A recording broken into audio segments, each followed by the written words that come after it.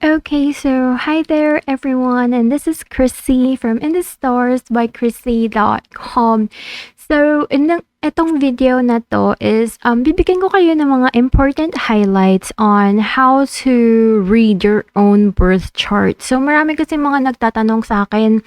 Actually, sa Facebook group ko, ang dami nagpapabasa. Pero, medyo busy kasi talaga ako. Nagtuturo din ako ng mga astrology mentorship classes.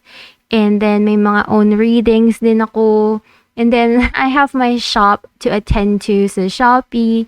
So, yun, every day, it's really busy. And then, mga daily horoscopes ko pa and all of that. So, I'm very thankful to everyone who always reach out to me. And very willing naman ako to help.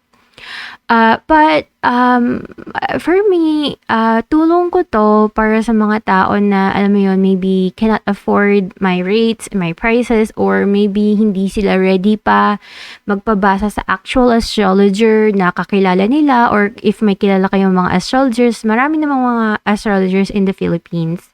Pero, if you want to learn talaga kung paano magbasa ng birth chart, then this is a video for you because kahit without the help of a professional astrologer, ibibigay ko sa inyo yung pinaka-basics na dapat ninyong malaman para makapag-start up in actually reading your own birth chart.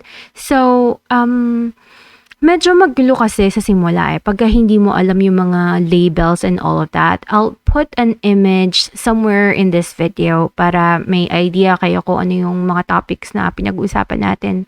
But basically, dapat ninyong malaman muna kung ano ba talaga ang birth chart, diba?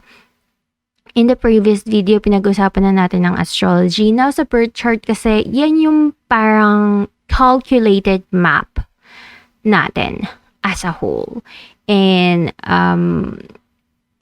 parang mga math formula yan Hindi mo masasagot yung tanong pagka hindi mo alam kung ano yung formula and all of that.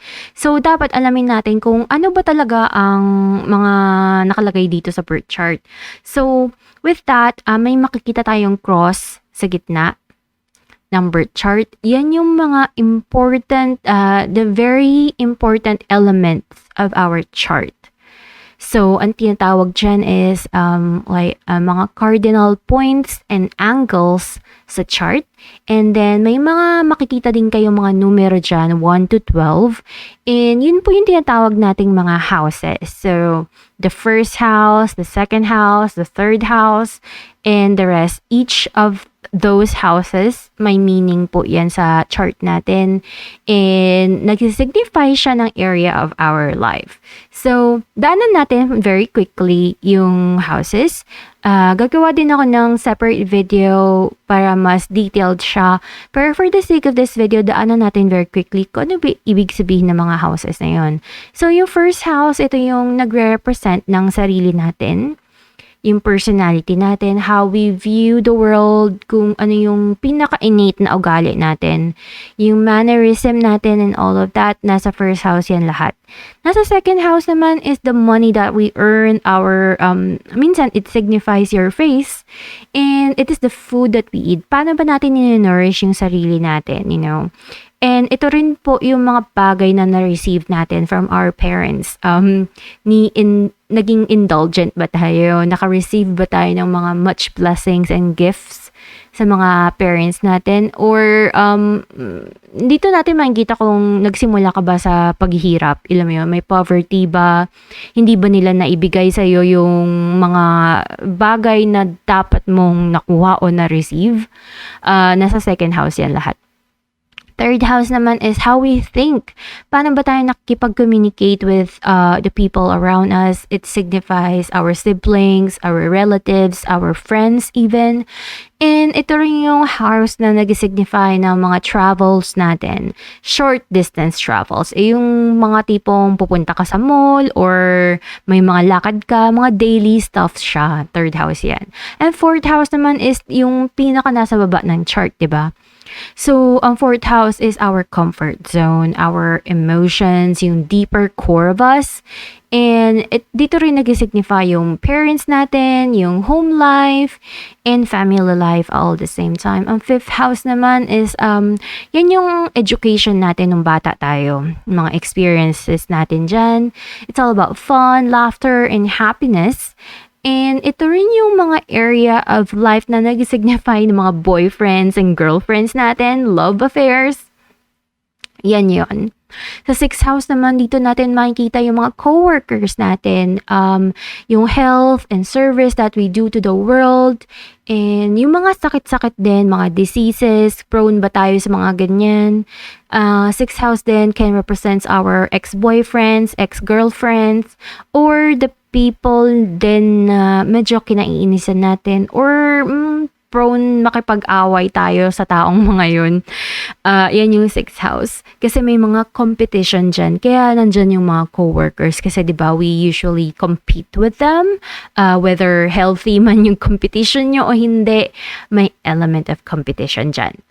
The seventh house is our partnerships, relationships, and it doesn't have to be a marriage or a love life talaga, though it represents those topics din. Pero seventh house is really more of yung mga clients natin pagka may mga transactions or business tayo.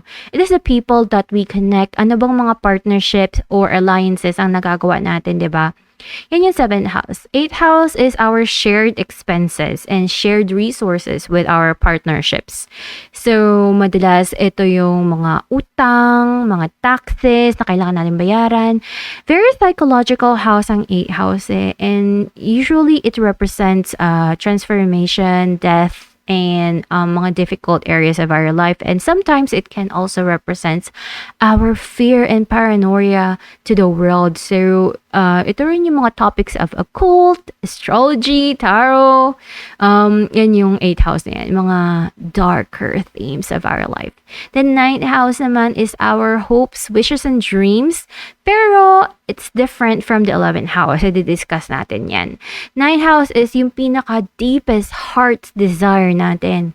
And it also represents yung something that is from away from our native land. So, mga foreign countries, other cultures, alam mo yun, something na hindi mo alam, higher education siya. So, mga parang higher octave siya ng third house mo. So, kung sa third house yung short distance travel, nandito naman yung long distance travel. So, kung sa third house is parang nag-self-study ka lang, ito, nagma-master's degree ka na. So, parang may level up kind of issue siya from the third house. Now, as we go to the 10th house, dito naman yung career natin, but not really exactly career, but yung status natin in life. And yung reputation natin to the world, how other people see you. So, iba yung pinaportray natin eh. Alam mo yun, iba yung ugali natin talaga sa pinapakita natin sa ibang tao. And at the same time, iba rin yung nakikita ng ibang tao towards us. So, parang yung 10th house is, regardless kung ano man yung pinapakita natin sa tao, ito yung nakikita ng tao sa atin. So, yan yung 10th house. 11th house is also the house of our hopes, wishes, and dreams. Pero, there is a form of difference. 11th house has a lot to do with our achievements. Masasucceed ba natin yung mga gusto natin ma-achieve sa mundo? And 11th house din po yung area of our life na nagto-talk about the networks, the people around us, it's not exactly friendship eh. Ito yung mga, nowadays, we can consider the 11th house as the internet, the mass media, social media. Kung ano ba yung nangyayari pagka nasa public eye ka, yan yung 11th house. Nakakuha ka ba ng support or are people making a mess and complications in your life? So, yun. The 12th house naman is the last house of any chart. And the 12th house is yung very mystery part of our life, unconscious, subconscious. Ito yung mga area na hindi natin alam, and usually it triggers a lot of surprises to us. And ito yung area din na can cause some form of yung mga sudden upset can happen here. Kasi ito yung mga surprises na minsan hindi welcome, and it can signify prison, isolation, reflection, nightmares, and it can also signify hospitals. So, yun. And it also signifies death because it's the end of the road. So, yun yung mga 12 house matters. So, bakit importante alamin ng mga 12 house? Kasi makikita po natin dyan na kung ano yung mga activations ng chart natin. So, bali isipin ninyo na each of those houses is a theme. Theme ng buhay mo, theme ng chart mo, theme ng fate and destiny mo in the world. And then, may makikita kayong mga symbols of the zodiac. So, para makapagbasa ng birth chart, kailangan nyo po malaman yung mga symbols of the zodiac. Kailangan ma-memorize nyo kung ano yung Aries until Pisces. Hindi natin yung i-cover dito. It's very basic. So, pwede nyo i-check yan sa Google or any other website like astro.com. Ibibigay nila sa inyo. Or Cafe Astrology. Ibibigay nila sa inyo lahat ng information na you need to know in a very, very basic and simple method. So, saan na ba tayo? Bali, symbols of the zodiac. Kailangan po natin malaman kung ano ba yung ibig sabihin per zodiac sign. So, pag sinabi nating Aries is someone very impulsive, very quick. Bibigyan ko kayo ng basic idea what each zodiac sign means, and i-relate nyo po ito sa certain house ninyo. So, for example, sinabi natin, first house is in Aries. So, ang mangyayari dito is, Aries is very impulsive. So, ibig sabihin yung pinaka-personality ng tao na to is very, very Aries. Aries yung ugali niya.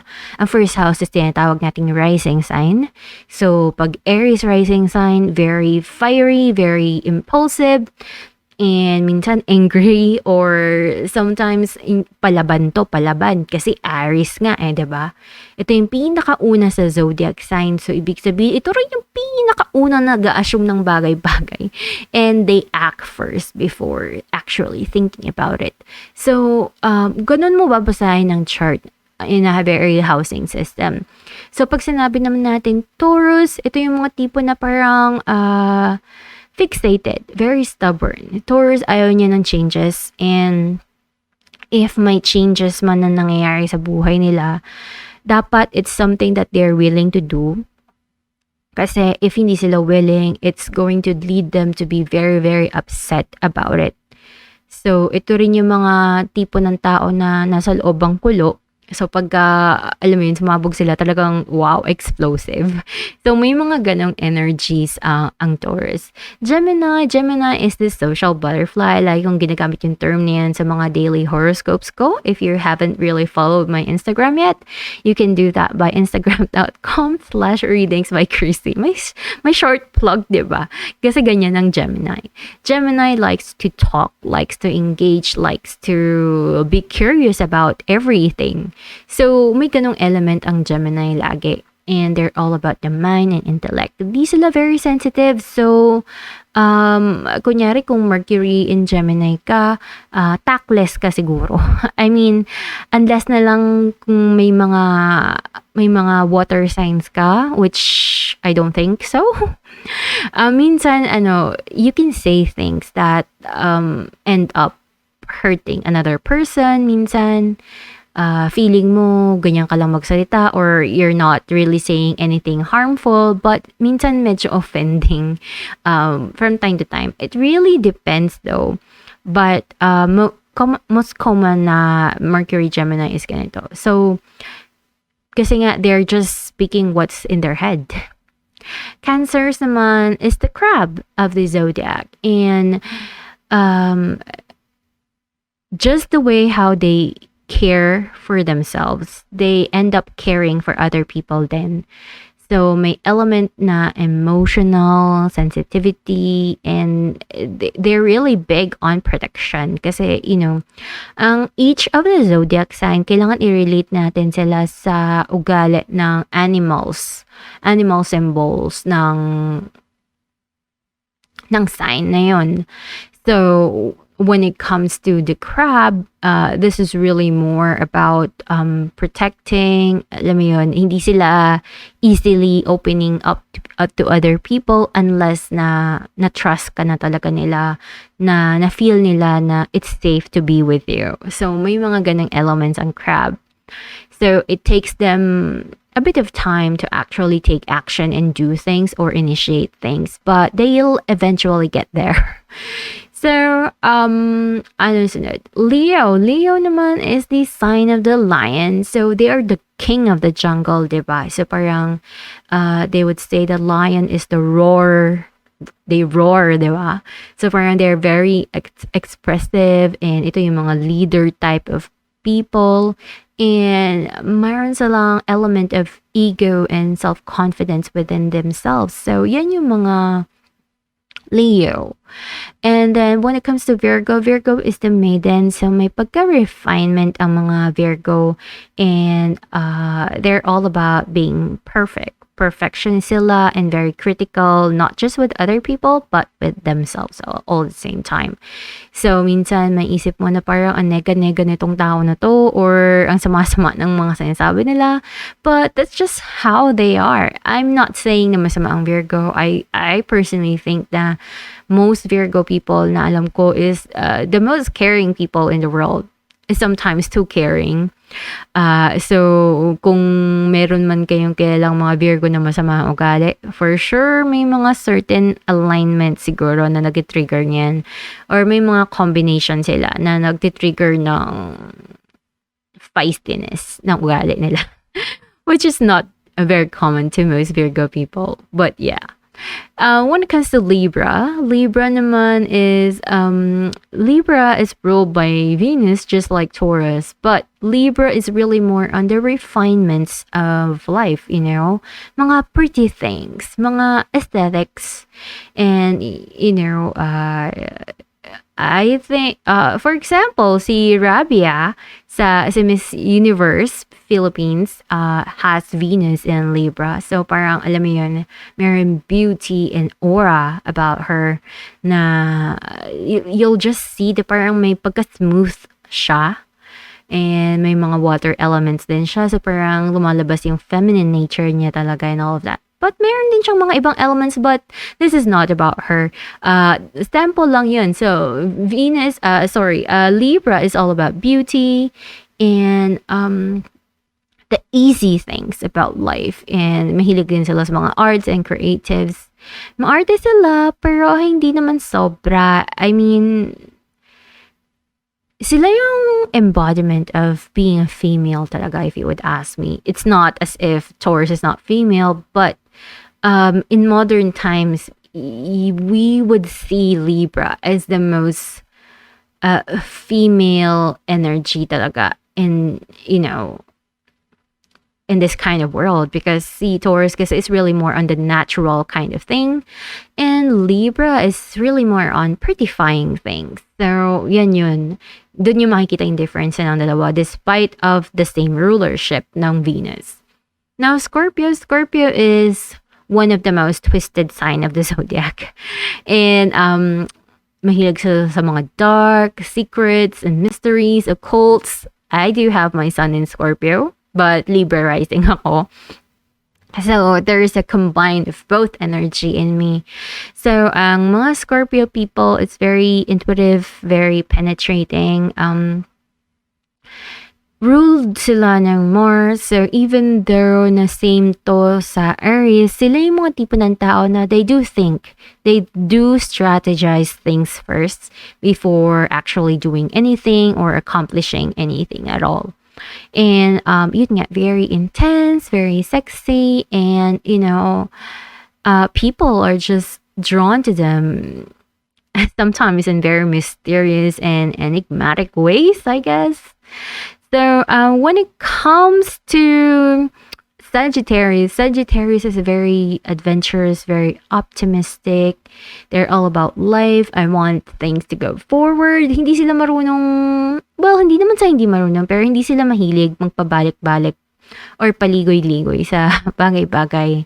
It's not as if na hindi sila bumabalik sa mga ex nila, pero most often than not, they're all about getting ahead, moving forward, and they're very lucky then.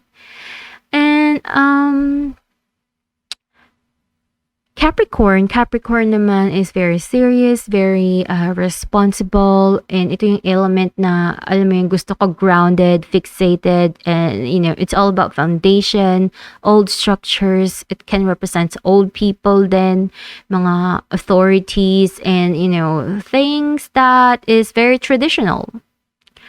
Aquarius is really more something that can rule the masses. Aquarius is all about unconventional things, and ito yung mga tipo ng tao na can be counted as weird, but they're actually very original, creative, and most often than not, we can actually relate them to technology and mga nifty things, I would say. And Aquarius is really more about, multitasking. Pwede. I mean, usually Gemini yon, pero Aquarius is really very diverse and innovative. Yan yun, yung parang it's always busy for them. Hindi pwedeng stagnant, hindi pwedeng boring. Kailangan I have to do something big, maybe for everyone. Mga ganon. And humanitarian din sila. Pisces is someone that lives in the cloud and they see things in very rose-tinted glasses. And very whimsical sila. They love to dream and they love to be romantic and emotional, very sensitive, and they can feel things, Depende kung anong klaseng sensitivity ang meron sila, but a lot of Pisces people will absorb things like a sponge. And yun, Pisces are really more of the dreamers and very, very romantic. And kaya madalas minsan may mga disappointments kay Pisces kasi they tend to idealize things a little bit too much that is quite different from reality. So, yun yung mga basic information ng mga zodiacs as a whole without any links sa mga planetary alignments. So, based on those signs ng zodiac, ipi-pair up mo siya sa house. So, for example, sabihin natin the 5th house in Aquarius. So, Aquarius is mahilig sa mga diversity. So, ito yung tipo ng tao na siguro mahilig maglaro. Or, hindi natin pinag-usapan ng laro sa relationships, though. Pwede din naman, pero it depends. But, mahilig siguro to mag-tweak sa internet. Pwedeng mahilig maglaro ng games or mahilig mga likot ng mga gadget or, I don't know, mahilig makipag-usap sa internet sa mga maraming tao. Alam mo yun? They like to do things that they find fun. So, mga ganun sila. And or sabihin natin 4th house in Sagittarius. Sagittarius is something that's always moving, very fiery sila. And then yung 4th house natin is a place of safety and comfort. So mapapansin natin na parang alam mo yun, syempre safety and comfort tapos Sagittarius. So there is a chance here na this can create an element wherein it makes a person have some form of not really, hindi masyadong comfortable siguro yung home life nila. Siguro, lagi na lang may mga happening sa bahay or sa family. Maybe nag-aaway yung parents nila. Or pwede din naman na hindi nag-aaway pero hindi lang siya something that makes the person settled. So, it doesn't have to be with your parents naman. It could be you. It could be your emotions is lagi na lang may agitation ng emotions mo. And pwedeng hindi ka at peace lagi. Lagi kang, alam mo yun, lagi ka na lang may pinaproblema, lagi ka lang may iniisip. So, may mga ganon. It really depends. So, what I'm telling you guys now is just zodiacs and pairing sa houses. Hindi pa natin pinag-uusapan ng planetary alignment. So, truth be told, mahirap talaga magbasa ng birth chart. So, that's why kailangan nyo ng astrologers in most cases. Pero, yeah. I'm going to do my best to help you guys out. So, right now naman, pag-usapan natin yung planets. And, ano yung mga meanings ng mga planets? Kasi, ang pinag-uusapan pa lang natin is yung houses and zodiac. So, hindi pa natin na-mention yung mga planets. So, each of the planets has their own meaning. Pag-uusapan natin yung mga pinaka-basic na kailangan nating malaman when we're looking into a birth chart. So, the sun, ito yung sun sign natin, yung birthday zodiac natin basically. So, yan yung nagre-represent ng vitality mo, ng health mo. It represents the person that you are, yung aura mo, di ba? So, yan yun. And then Mercury is how we think, how we talk, how we communicate.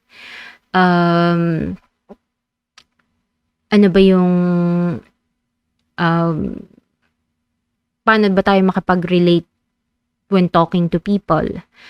Our moon is our feelings, our emotions, and how we relate to people in a very emotional sense. Nakakaintindi ba tayo? Ano ba yung emotional state of being natin? Mars is how we act, how sex is for us, and how paano tayo nag-initiate and paano tayo nakikipag-away. So, yan yung Mars, yung aggressive side of us. And then, ano ba yung sunod? Venus. Venus is how we love. It represents money, love, relationships, and beauty as well. Like I said earlier. And Venus can also talk about a part of our career. So, pag-usapan natin yan next time. Since mahabang topic. So, Venus can represent our career as well, what we earn, kasi nga planet of money din siya, and how pleasure is for us. Jupiter naman is the planet of expansion. A lot of people actually relate Jupiter as a planet of good luck. Actually, hindi naman good luck ang ibig sabihin ni Jupiter. It's basically expansion as a whole. So, it doesn't really promise us na good luck ang effect niya. It expands. So, isipin mo na lang na parang fat yan. We all need fat. And if we get something too much, it's not really good, diba? So, parang ganun ang effect ng Jupiter. So, it's all about growth, all about expansion, kaya siya na-relate to abundance and good luck. But essentially, it's all about expansion and luck, and really, basically, literally, ang alam lang niya is to expand. Yun lang ang Jupiter, basically. But yeah, we can relate this to our fortune and luck then, all at the same time. But gusto ko lang iklaro na hindi lang yun ang meaning ng Jupiter kasi. So, let's just stay clear with that. When it comes to Saturn is all about our limitation, restriction, what blocks us, and foundations and structures in life then. And then, Pluto is really more of intensity. Lagi ko itong sinasabi sa lahat ng tao na parang for me, Pluto is like an adjective that heightens and doubles up a planet energy. Bibigyan mo siya ng more drama, more dramatic energy and all of that. And yeah, it's really more on intensity as a whole and can transform things. Syempre, diba, pag may mga na-feel tayo inside of us, tapos very intense na siya, alam mo yun, we end up doing things that could either be something really, really good or really, really bad. And then Neptune naman, has a lot to do with creativity, romance then, and it's really more of our illusion, delusion, dreams, fantasy, lahat yan is Neptune. And sometimes it can talk about diseases then and indulgence. So, yun yung Neptune. Did I miss out anything? Parang wala na eh. Chiron is not really a planet, it's an asteroid. And I guess you would consider this as a dwarf planet. Usually, hindi talaga siya part ng bigger picture ng mga planetary alignments. But for the sake of this video, let's just mention that Chiron is the area of our life where may tie siya sa karma natin. It is the wounded healer, not because it heals things. Yung Chiron po is yung part na kung saan tayo nasaktan, saan tayo wounded, saan may masakit sa atin. So, yes, ito yung part of healing sa chart natin. Pero at the same time, ito rin yung part na may pain, na may wound tayo, na dapat natin gamutin at heal in this lifetime. So, yun yung Chiron in a nutshell. Si Uranus pala. Uranus is the thunder and lightning, I would say. Electricity. Uranus is something that is very sudden, quick, very unexpected, mga surprises, and all of that. And sometimes it breaks things, separates things. Lahat ng tao takot kay Uranus. And it's very unpredictable that even astrologers will not be able to exactly predict ano yung ginagawa or effect ng Uranus. Kasi they are unpredictable for a reason. So, by knowing the planets, all you have to do is pair them up. Nasaan ba ang Uranus sa chart mo? Nasa first house ba? Then, probably laging may changes ang life mo. Nasa 7th house ba? Then most likely, one point of your life. It's either na mga relationships mo is up and down. It could be lagi nagbe-break up or lagi na lang may certain element na nangyayari sa love life mo kasi nga unpredictable and all about changes siya. So, based on sa mga sinabi kong mga meanings ng planets, kung nasang house siya, bali i-pair up mo lang siya kung ano yung meaning ng house nun. Tapos, yung other details niya will depend on the zodiac sign meaning. So, yun yung pinaka-nutshell niya. Now, makikita natin na marami tayong mga linya na makikita dyan sa birth chart. So, actually, very complicated na to. So, hindi ko alam kung dapat ko ba itong i-share right here and right now. But, kailangan nyo kasing malaman yung mga aspects na lumalabas dyan sa chart natin.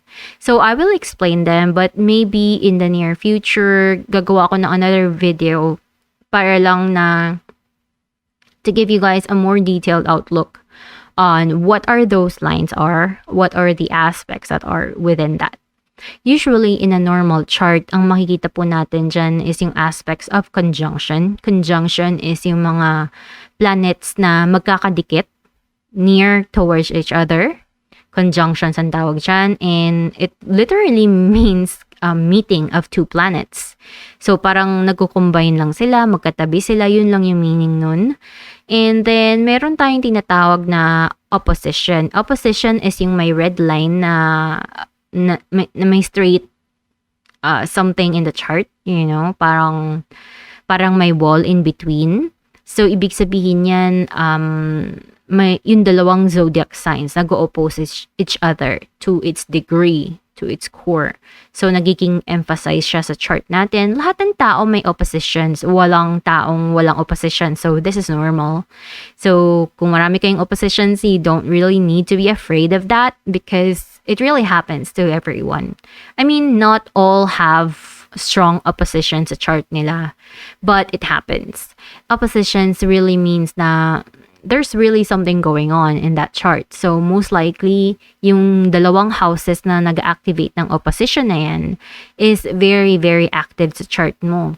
It could be an element of struggle, or it could be an element wherein dapat may gawin ka sa chart na yan to fulfill that goal. So, when we talk about squares, ito yung isa sa mga takot yung mga tao kasi bakit may red? Ang dami kong red, 'di ba?